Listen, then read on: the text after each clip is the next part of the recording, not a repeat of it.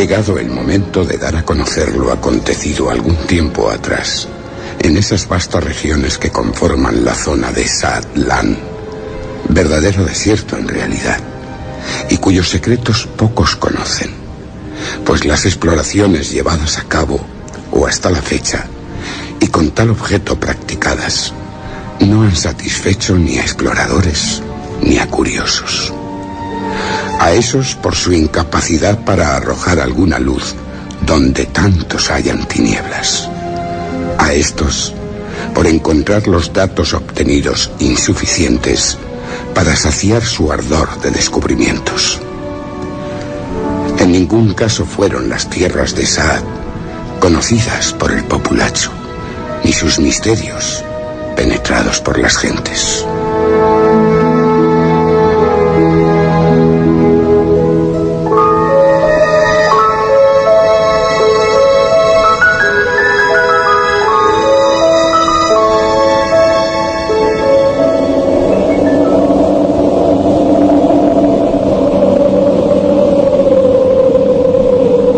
Las tierras de Saad comprenden la totalidad de parajes emplazados entre los lagos de Ox y Stent y el montículo conocido como promontorio de Bern. Su extensión es por tanto considerable y alguno de nuestros grandes sabios de antiguo hubiera podido decir de ellas: en verdad que se trata de un mundo aparte, de tierras y aguas, de pasiones e indolencias, de vida y de muerte. Sus rocas poseen el ardor de las grandes creaciones con que el forjador de toda conciencia regala a los hombres.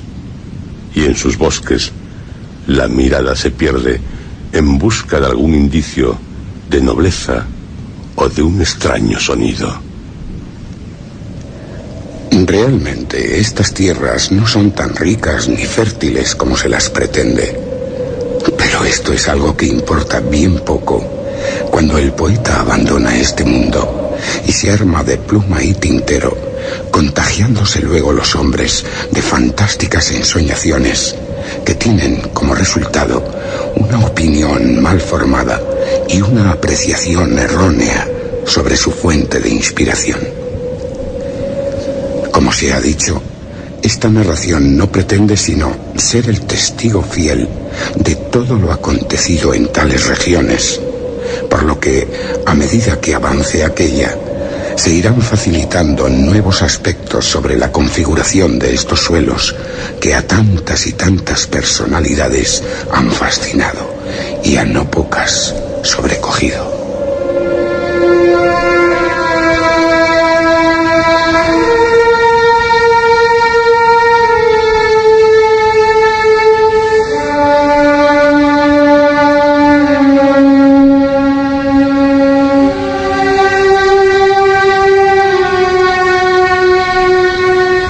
Tras muchos años de total desconocimiento, una comisión, en un mes de abril, aprobó, y por amplia mayoría, la inminente partida de un grupo de expedicionarios y aventureros hacia Saad-Lan, para calmar la pública opinión y formar un juicio correcto ante tanto y tan vago rumor.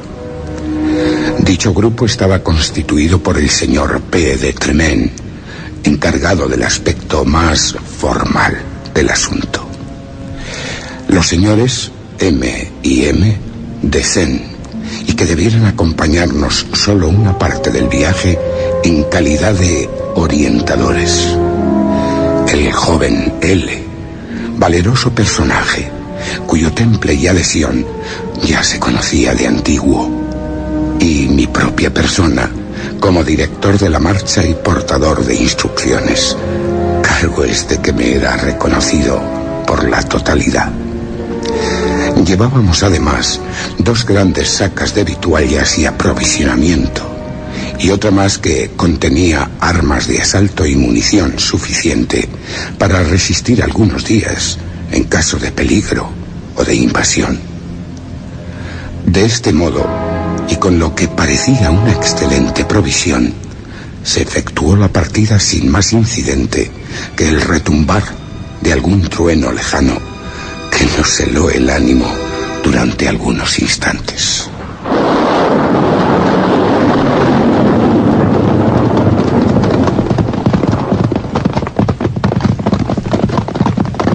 Tal como se había acordado, el grupo tomó como más prudente la ruta del norte, que ofrecía mayor seguridad por estar más transitados sus parajes, y hacia el promontorio Bern orientamos nuestros pasos.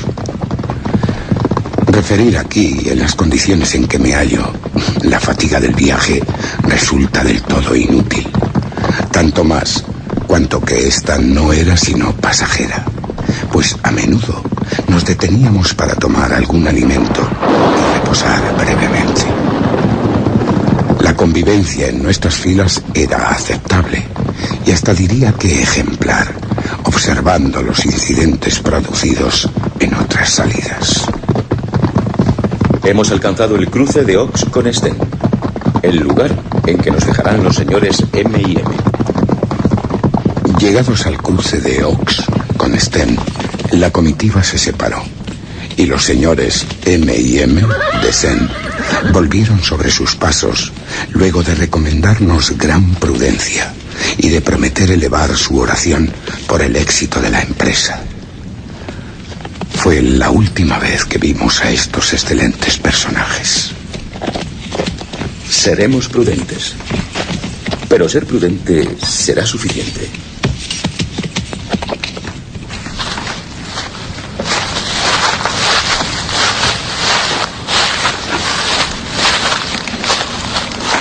Los tres osados que aún quedábamos, continuamos con la sangre bien fría y el ánimo sereno. Nadie antes había intentado llegar tan lejos como nosotros, y lo que unos llamarían hazaña, otros lo tacharían de loca imprudencia. Para mí no era ni lo uno ni lo otro. Sencillamente estábamos allí porque el Señor lo quiso.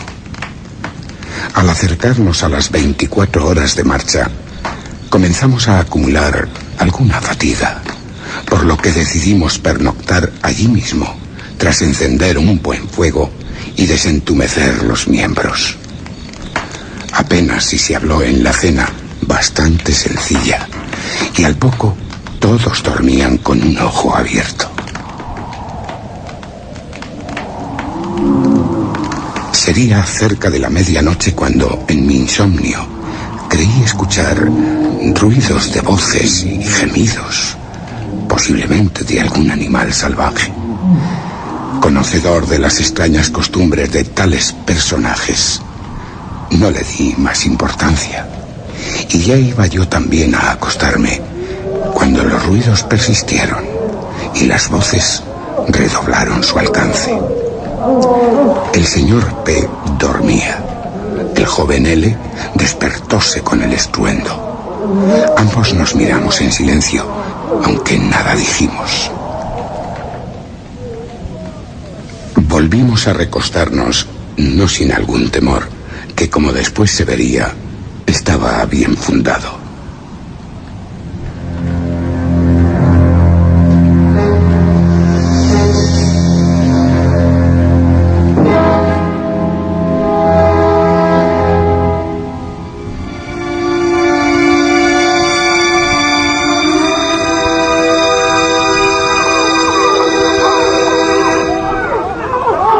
Sobre la 1, el estallido volvió a comenzar, y en esta ocasión hasta el señor P. se levantó de un salto prodigioso.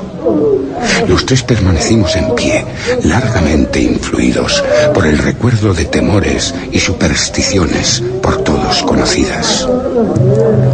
Hacia las 2, nuestro temor se convirtió en terror, cuando los gritos se escuchaban a pocos pasos de nuestra acampada, y su intensidad era tal que nos vimos obligados a cubrirnos los oídos con ambas manos, a riesgo de perder su correspondiente sentido.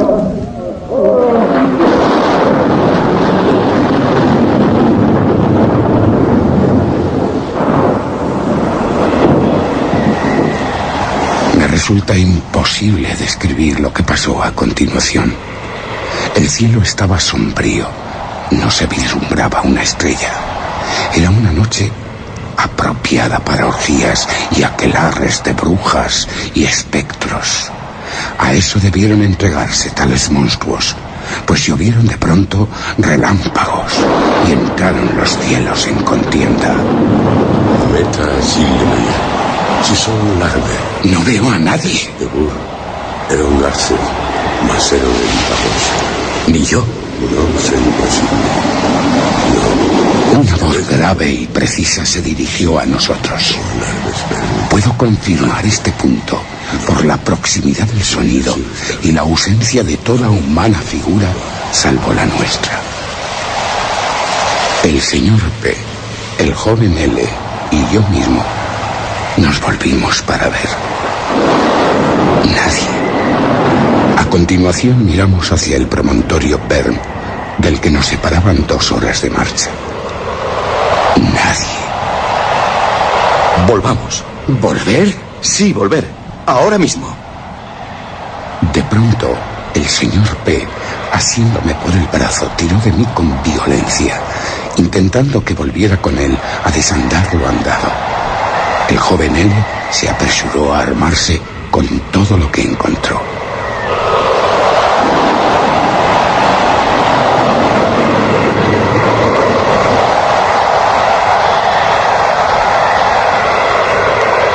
El silencio volvió a reinar, pero...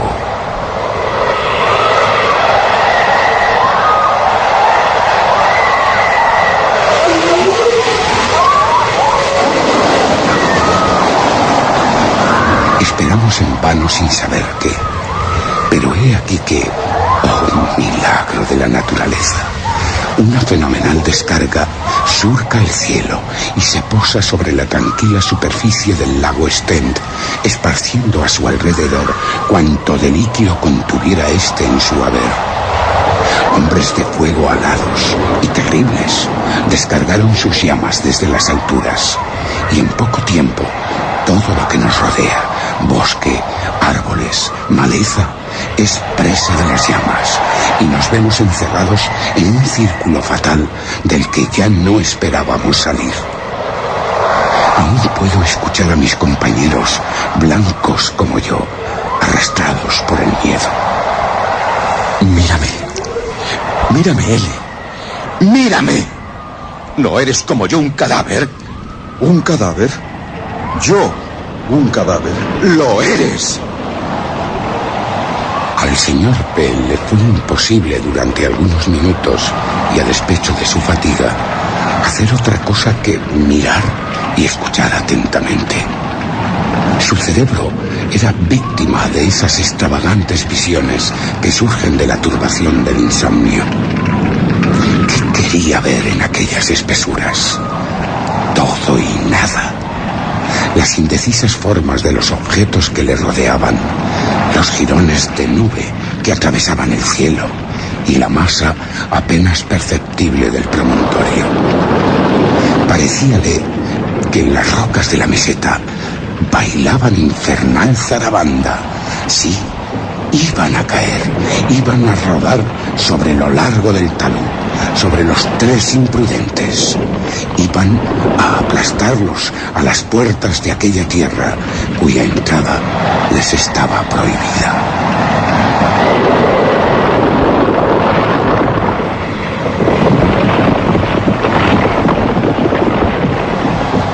El desgraciado sujeto se había incorporado del todo y escuchaba esos ruidos que se propagaban en las alturas.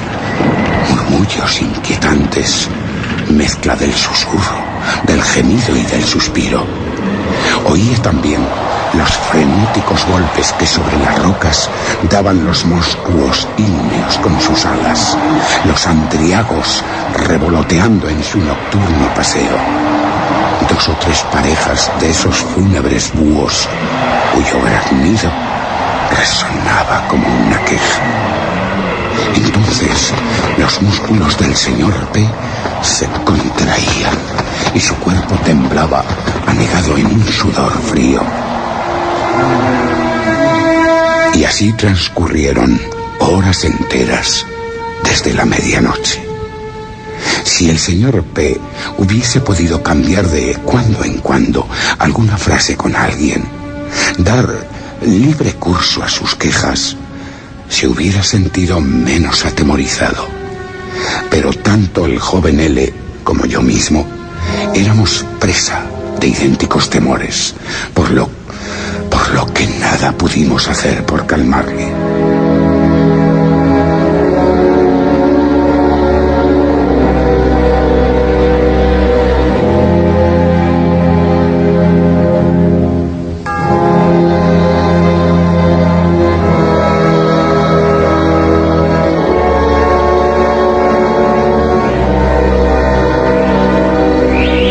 Finalmente, y con gran alborozo por parte de todos, recibimos dichosos la llegada del nuevo día, y las brasas que antaño nos sofocaran no eran ya sino débiles llamas sin ningún alimento, pues todo a nuestro alrededor había sido devorado. ¿Qué es lo que ha ocurrido? ¿Qué? Decidimos, tras serio debate, que lo sucedido era el resultado de una sorprendente y colectiva alucinación, uno de esos curiosísimos fenómenos que envuelven a varias personas a la vez, haciéndolas participar de iguales visiones que luego ellos creen haber experimentado. Sin embargo, ninguno de nosotros creía a ciencia cierta la solución propuesta, y cuando el señor P. anunció su retirada, hubimos de ceder y permitirle el retorno al que se lanzó a un lívido como un galgo en carrera. Quedábamos, pues, el joven L. y yo. Pero felizmente no me vi en la necesidad de interrogar a mi acompañante sobre sus propósitos, pues no había el señor P. dado unos pasos cuando se acercó hasta mí y en tono de gran solemnidad me dijo: Nada tema. Donde usted vaya, iré yo. Estas palabras probaban el valor y coraje del buen hombre.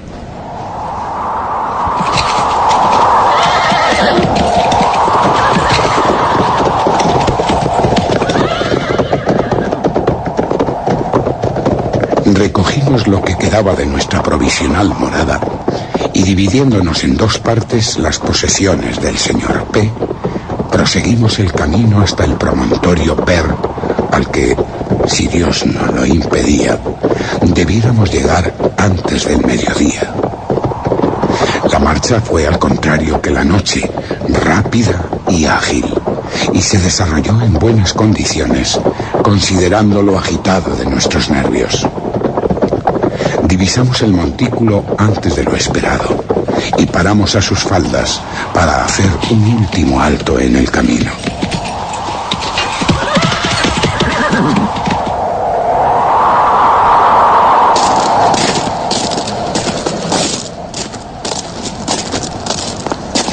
Tras media hora de calma comenzó la escalada, bastante penosa, dado lo elevado de la cima y la imposibilidad de atacar esta sin otros medios que el vigor de manos y pies. No obstante, lo resuelto de nuestro temple nos condujo hasta la mitad sin demasiadas dificultades. En este punto nos detuvimos por segunda vez, pero solo para echar una ojeada y comprobar nuestra posición. Me situé en un recodo, asiéndome a un saliente, y coloqué sobre mis ojos un par de gruesos cristales de aumento, instrumento que poco me aportó, pues la vista era confusa y poco precisa. Cuando me volví para informar a mi compañero, ya no se hallaba junto a mí. La fatalidad de nuevo habíase cebado con nosotros, permitiendo al joven L que apoyara mal uno de sus pies y emprendiera la bajada por la más rápida de las vías.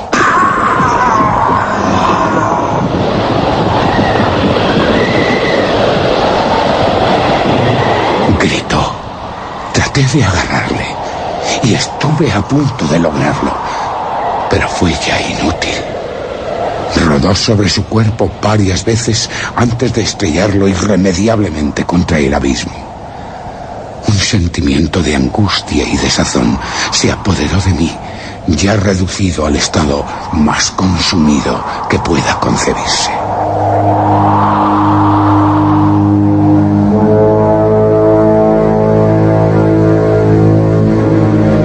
Hace ya mucho tiempo que pisé, por fin, estas tierras de Sad, escenario maldito por su proximidad de las desgracias ya mencionadas. Por alguna razón que desconozco, la vida halla aquí una suprema dificultad para abrirse camino, aunque elementos no le falten para hacerlo. Hay agua rica y fresca. Los suelos producen toda suerte de hortalizas y ni el labrador ni el ganadero tendrían motivos para tener queja alguna, pues tanto para el uno como para el otro habría grandes dosis de trabajo y laboriosidad. Las tierras, sin ser excepcionales, permiten el cultivo y el pastoreo, y la buena condición del clima haría de estos parajes, en mejores circunstancias, territorio anhelado por cualquier visitante. La presencia humana es escasísima, pero no nula, como erróneamente se ha señalado. He visto hombres adultos perfectamente constituidos y con trazas tan comunes como las de cualquier otro. Algo les diferenciaba desde luego del resto de habitantes, y es su andar rígido, su carencia de movilidad, su imperturbabilidad en el conducirse y obrar. Actúan poseídos por influjos desconocidos, se mueven sin saber por qué, obran sin tener conocimiento de sus actos.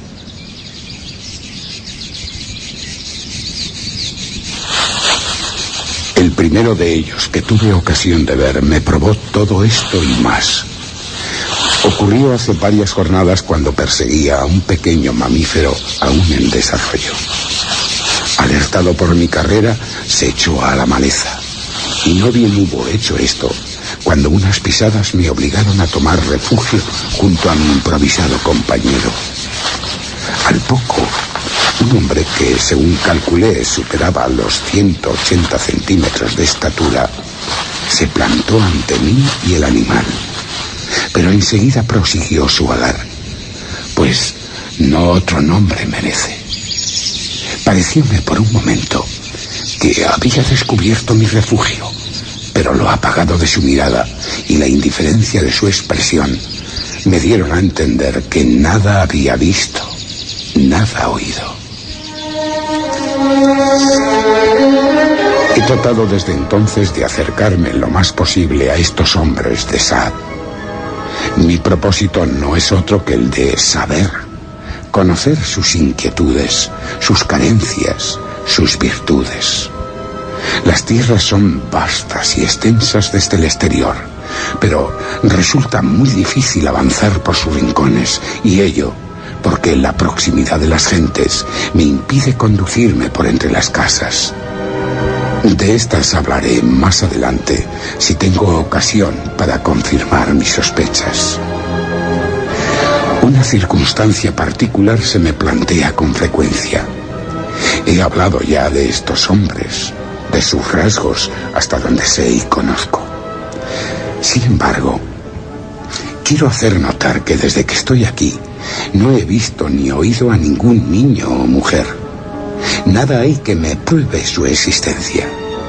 Si se hallan emplazados en otros parajes, o si los tienen retenidos u ocultos, es algo que ignoro. ¿Es que acaso se trata de una especie independiente? ¿Me veo obligado tal vez a tratar con seres autosuficientes? Solo el tiempo podrá venir en mi ayuda. Últimamente me paseo con alguna comodidad por entre las gentes, y mi sorpresa inicial va tornando en admiración. Hay algo que me sorprende sobremanera: la maravillosa organización a que someten todo lo relativo a sus cosas. Nadie hay descontento, nadie desolado, aunque resulte difícil decir esto de alguien a quien se le pretende carente de todo sentimiento. Hombres maravillosos. ¿Acaso debieran, quienes se tienen por desarrollados, aprender de su evolución? Quizás sus costumbres gobiernen algún día el pensamiento de nuestros grandes hombres. Una nueva cuestión me asalta con gran fuerza. ¿Poseen estos hombres algún gobierno serio? ¿Son sus actos manejados por alguna poderosa mano que les limite en sus actos y les domine la voluntad? ¿Entienden acaso de orden y jerarquía? ¿Dominan las materias de mando y autoridad? Difícil sería dar respuesta. En cualquier caso, nada me hace decantarme hacia uno u otro sentido.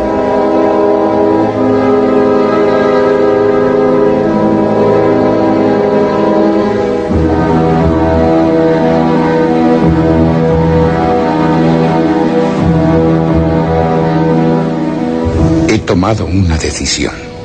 El tiempo que pase aquí no debe ser considerado únicamente por mí. Los conocimientos que aquí adquiera, la sabiduría que alcance, debe ser puesta a disposición de todo hombre de buena voluntad, esto es, cuyos propósitos no sean otros que los de emplearse en favor del pueblo, aplicarse para bien del hombre sencillo. Solo así mi visita resultará productiva y la desdicha que al inicio de este viaje nos acompañara quedara en parte restablecida. Pero esto es tan solo un decir, porque nada hay en el mundo que compense la pérdida de un hombre bueno, de dos, mucho menos. Realmente con nada se paga. Para llevar a cabo mis designios y adentrarme en los rincones de estas gentes extrañas, no concibo mejor proyecto que el de confundirme entre sus cuerpos, intentar fundirme con sus almas. Esto que algunos, como el buen señor P, hubieran rechazado de inmediato.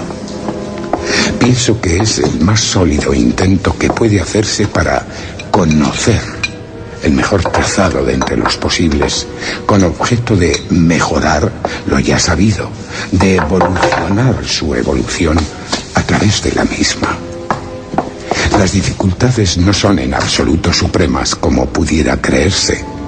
Se reducen a hacerse con una de sus vestiduras, afear la apariencia, adaptarse a su paso. El primer punto es bien sencillo. Conozco por indagaciones personales dónde guardan sus ropajes, su guardarropa particular.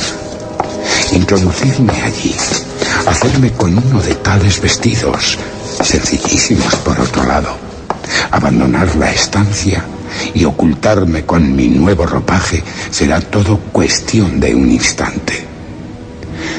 Sobre el segundo apartado poco tengo que decir. Algunas trazas de hulla tan abundante en estos suelos sobre mi rostro, algo de desaliño y unos cuantos mechones de inculta barba, bien conseguida gracias a la ausencia de toda herramienta con que cortarla, permitirán a mi persona, así lo espero, confundirla entre mis vecinos, y de la buena o mala fortuna dependerá que pase inadvertido. Y en lo tocante al tercero, casi puedo decir bien orgulloso que ya lo he logrado. Camino como ellos, me desplazo como ellos, siento como ellos. En ese sentido, pues, nada temo. ¿Cuándo comenzaré mi proyecto? Aún no puedo decirlo, pero será bien pronto. Retrasarlo sería una temeridad por mi parte, pues de hacerse realidad la interior conjetura que me invade, pronto me veré obligado a abandonar de la forma más precipitada estas tierras de Sad.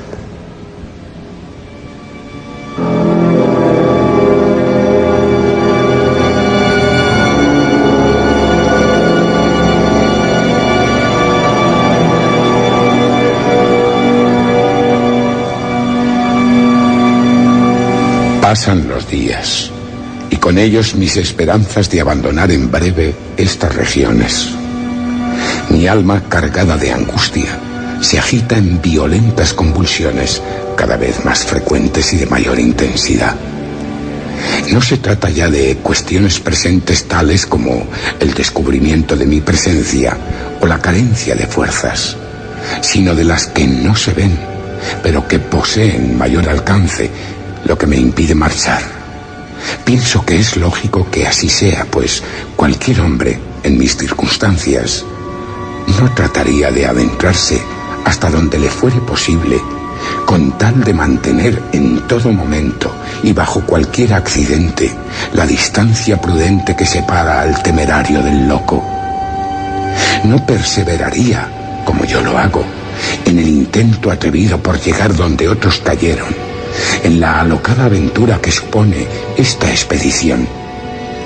Quien diga que no, bien por indisposición momentánea, bien por presión, se halla sin duda en la senda errada. Y solo el tiempo, una vez más, como juez inexorable que da y quita razones, podrá ratificar a unos o desestimar a otros, pero a nadie dejará indiferente. Para sobrevivir y no ceder a la desesperación de la que otros serían presa fácil, me alimento malamente y con reservas cuando los campos de cultivo o alguna apartada cabaña se encuentran a la sazón desiertos, lo que infelizmente no suele acontecer. Entonces, en tales momentos, me introduzco con el mayor sigilo por las casuchas, cuya suerte de agujeros y boquetes de toda clase y tamaño facilitan mi tarea, y me entrego al hurto fácil y al robo amable, entendido este como obligado por las hambres y los sufrimientos que ello provocan. He hablado ya de las gentes, pero no de su morada. Las casas, que hasta cierto punto merecen tal nombre, son todas similares y de idénticos materiales. Su construcción no debe resultar nada complicada. Los materiales, frágiles como el ladrillo, son ligeros en extremo, pero de gran dureza e impermeabilidad y muy moldeables. De estos materiales extraen todo lo que luego serán las paredes, techados, puertas y ventanales con que tapian sus casas. La disposición en que lo hacen es bien sencilla, pero al contrario que nosotros, no he visto orificios para dejar escapar libremente el humo, o vallas y cercados con que resguardarse de posibles ataques o agresiones. Tal es la formidable confianza que tienen en sus fuerzas. Sobre mis intenciones puedo decir que me he convertido a todos los efectos en un hombre de Saad. Las ropas que porto son las suyas, mis andares les pertenecen, mi apariencia es ajena. Aún no me mezclo con la muchedumbre, pero ya no está lejos el día en que este hombre y uno de Saad crucen palabra y acaso cambien impresiones. Sin que me tiemble el pulso o se me turbe la voz, creo estar en disposición de afirmar que pronto, no más allá de 2 o 3 días, me enfrentaré a ellos, les miraré de cara, y entonces Dios dirá y dictará sentencia. Llegada el caso, bien de la lucha, bien de la suprema partida, estaré preparado. Ahora es el momento. Saludaré a ese hombre. Finalmente, me arriesgué en el intento. Ocurrió hace 2 días con ocasión de un reducido éxodo que afectó a gran parte de los moradores. El motivo lo ignoro, pero me permitió acercarme a algunos de quienes quedaron en la aldea. Mi carácter, como creo haber dado ya a entender, no es imperturbable ni agitado, aunque mi estancia en esta tierra pudiera haberla modificado. Pues bien, cuando me acerqué al mencionado personaje, mis latidos se aceleraron y un inquietante nerviosismo se adueñó de mi ánima. Quien por azares de la vida se ve en algún momento de la misma en las proximidades de la muerte, podrá comprender mis palabras. El cuerpo se vuelve débil, las extremidades vacilantes, las fuerzas no responden. Se trata de un fenómeno conocido y reconocido en quienes padecen los primeros ataques del óbito. Sin embargo, y por un incomprensible deseo de salvar distancias, le rodeé con paso firme, extraordinariamente emocionado, y antes de que pudiera emitir algún sonido o alertar a sus compañeros, le tendí la mano con la mayor franqueza y serenidad de que era capaz bajo una fortísima presión. El que continúe escribiendo estas líneas es clara prueba de que el resultado de la entrevista fue positivo. Hablamos largamente, pues, aunque con dificultad declaman nuestra lengua, que debe ser universal, según creo. Hablamos de estas gentes, de cuanto les concierne y nos concierne, de nuestras comunes preocupaciones. Tratamos de las grandes cuestiones del hombre. Poseen conocimientos notables de orden y disposición, sabidurías aplicadas con que conducirse en todos los campos, nociones rudimentarias de ciencias y artes. ¿De dónde vienen? ¿Cuál es su origen? No puedo decirlo, o por ser más preciso, no quiero decirlo. Cuanto me ha sido revelado, lo que ese día tuve oportunidad de visionar, no es algo que se olvide fácilmente. Sé que falto al cumplimiento de mi palabra al obrar de este modo, pero igualmente no pensaba yo cuando me inicié en la partida ser testigo mudo de lo hoy visto y oído. Por esta razón les pido a quienes pudieran leer estas líneas que no sean excesivamente severos con mi conducta. Quizá este informe sea vago, incompleto e inútil incluso, pero es lo máximo que puedo cantar y contar, dada la importancia de las revelaciones recibidas. Y en cuanto al legajo en sí, creo como más prudente deshacerme de él en cuanto me sea posible, pues no he informado a mi nueva amistad de su existencia. En último término, lo anudaré con cordeles y lo enterraré bajo el suelo en el interior de una vasija. Mis vivencias son cada vez más coloridas, mis experiencias más animosas. Por un secreto pacto, ni él ni yo hemos dado parte de mi presencia, pues ninguno de nosotros estamos seguros de conocer la reacción dominante. Me oculto en una espaciosa cabaña de nobles vecinos. Mis alimentos son servidos por una mano experta. Es un brazo amigo el que me tiende su apoyo. Ahora puedo decir, después de mucho tiempo, que extraño como persona a los míos y a lo mío, pero de ningún modo su dirección o gobierno. La libertad, largamente anhelada por nuestros pensadores, encuentra aquí dulce morada. Dicho de otra forma, somos librepensadores, con todos los rasgos del mítico sujeto de distinción. Caminamos ¿hacia dónde? No puedo decirlo. La suerte que corro, la vida que vivo, no me resulta en absoluto ociosa. Confieso que un irónico tedio me asalta con su brutalidad de cuando en cuando, pero el trance es pasajero, pues siempre hay algo que hacer. De día, escuchar sus conversaciones, introducirme desde la distancia en su dialogar, observarles en sus actos, memorizar su disposición, recostarme en silencio, dar cabida a fantásticas utopías por las noches. ¿Llegaré a trasladar mis proyectos? ¿Veré cumplidas mis intenciones? Lo desconozco. De la confrontación de cielos y tierras dependerá en gran parte el éxito de la empresa.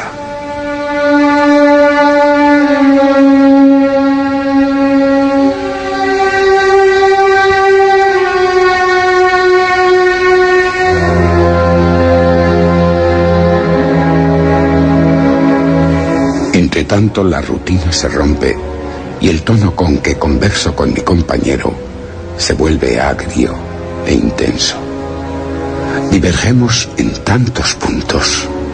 Hay tantos apartados en que le muestro mi disconformidad que pienso que no debo mantenerme mucho más entre estos hombres. Además, mi egoísmo inicial ha sido reemplazado, como era de esperar, por hondos sentimientos de nostalgia, de añoranza de la patria. El recuerdo del suelo natal me atormenta y oprime. Iniciaré en breve los preparativos de partida.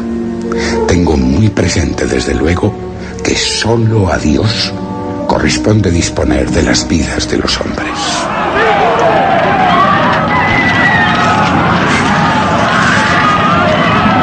Una circunstancia inesperada modifica los planes. La mala fortuna vuelve a recaer sobre nosotros. Escribo desde la precipitación y la angustia. Los monstruos del pasado despliegan sus alas para recordarnos su dominio. Cargan sus flechas con ígneas saetas. La tierra se estremece ante su batir. Mi amigo corre, pero el clamor de los gritos le impide orientarse.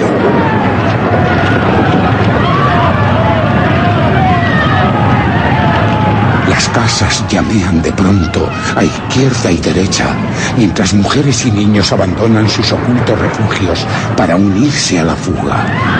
Pero no dispongo ya de tiempo para apurar más líneas. Los dardos celestes alcanzan mi posición. El suelo se resquebraja y el calor me impide exhalar. Y entre los cielos y Sad, la tierra se abre y Dios santo los traga.